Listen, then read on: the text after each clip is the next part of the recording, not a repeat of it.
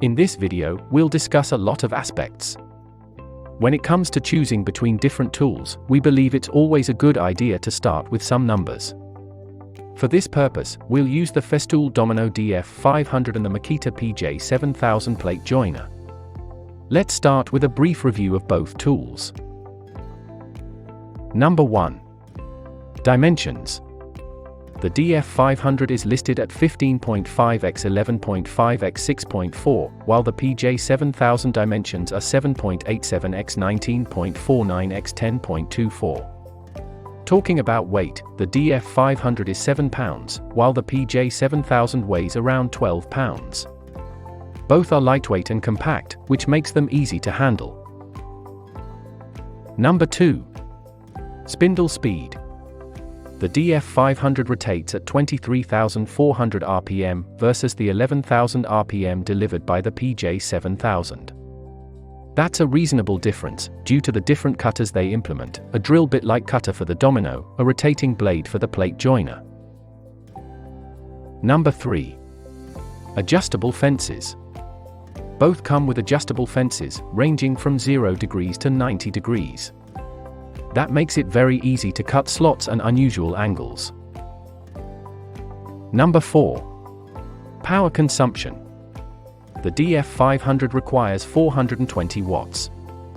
The PJ 7000 comes with a 5.6 amp motor, which consumes about 700 watts.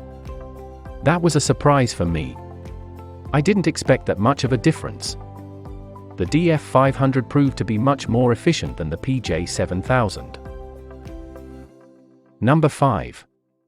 Strength and alignment. To be fair, comparing the strength of these two techniques isn't even appropriate, since it's like comparing a biscuit joint to a mortise and tenon joints, and you wouldn't even think about that.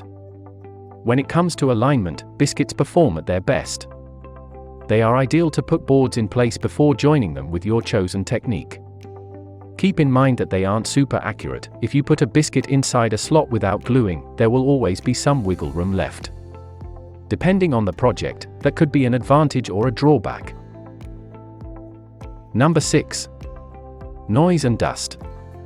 Both plate joiners and domino joiners produce a lot of noise when cutting. You should always wear ear protection when using them. When it comes to dust, they also both make a lot of dust when working. That's especially true for domino joiners since they need to cut bigger slots. It's advisable to have some sort of dust extraction for both of them. Both tools have dust ports so that they can be connected to a shop vac. Number 7. Type of projects. Let's start with the domino joiner. It can be used for all those projects where you would normally utilize mortise and tenon joints, biscuit joints, and all the others. This includes small projects or even large pieces. Basically every piece of furniture you could think of. The only limitation is the tenon size. Let's look at the biscuit joiner now. It performs at its best with small projects like picture frames and little boxes, like jewelry boxes.